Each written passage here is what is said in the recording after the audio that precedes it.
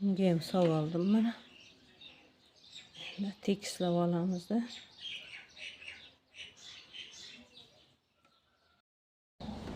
Buni ham terib oldim. Endi idishga joylab oldim. Massamiz endi mayizlarni sepib chiqaramiz. Chiroyli qilib.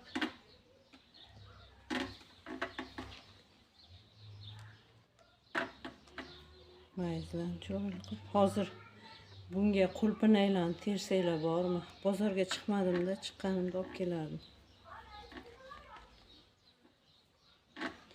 Olib kelamiz. Xolos olib kelib, uni ham ko'rsataman.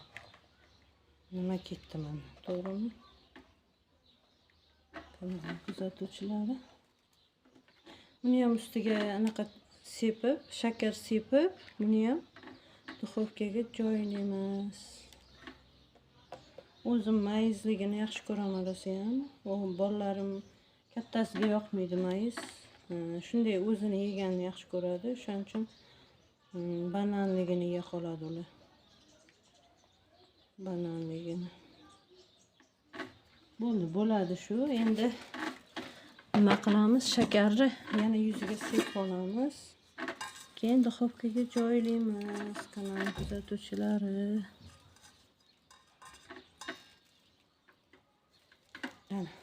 Xohlasa duo qilinglar, chiroyli chiqsin.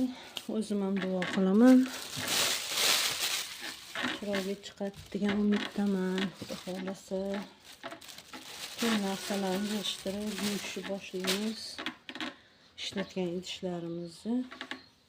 Xullas ketdik endi duxovkaga.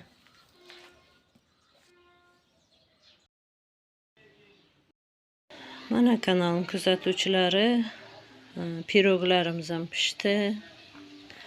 Mana magizligi ham pishdi. Sal qizardi-yu, lekin chiroyli pishdi. Mana mayizlari ham xuddi uzumga o'xshab, rosa chiroyli chiqdi. Bananoviy nimalar, piroglarimiz ham zo'r chiqdi.